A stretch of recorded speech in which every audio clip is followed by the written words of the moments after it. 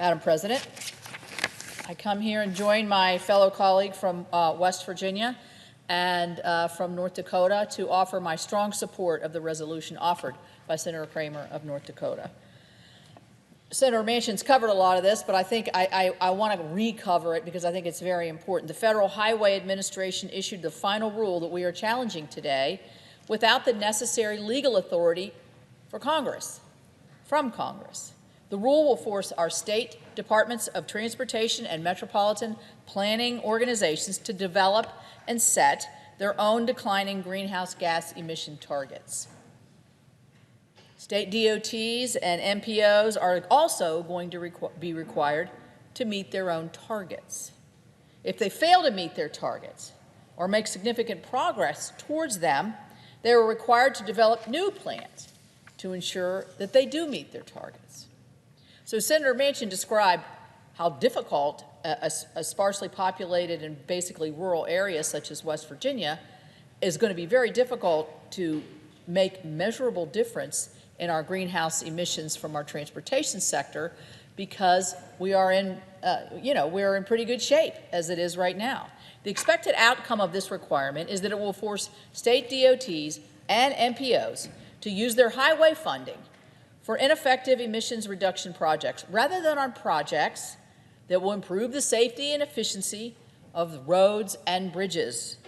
This restriction on the ability of state DOTs to pick the projects that address their community's unique transportation needs is unacceptable, and it runs counter to our agreement for the Bipartisan Infrastructure Investment and Jobs Act. When we were negotiating that legislation in our committee, we specifically considered giving the Federal Highways Administration the authority to impose a greenhouse gas performance measure and associated targets. But we ultimately rejected that idea. We make the law.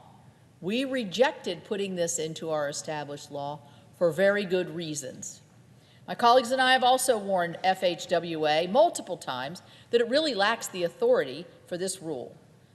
In October 2020, in response to the publication of the proposed rule, Senator Cramer and I, along with 25 of our Senate colleagues, sent a letter to FHWA stating that they did not have the authority to issue the proposed greenhouse gas rule.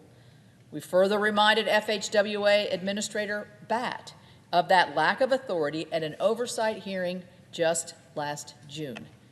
Despite our clear communication with FHWA and the fact that this rule violates the carefully negotiated bipartisan agreement in the IIJA, Congress must once again address the Biden administration's regulatory overreach.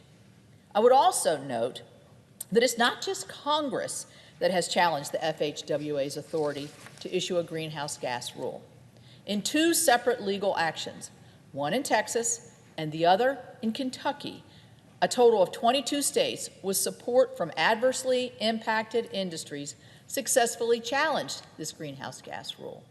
While the states have prevailed over FHWA in federal court, I also believe that Congress has a duty to make clear when a federal agency has clearly exceeded its authority.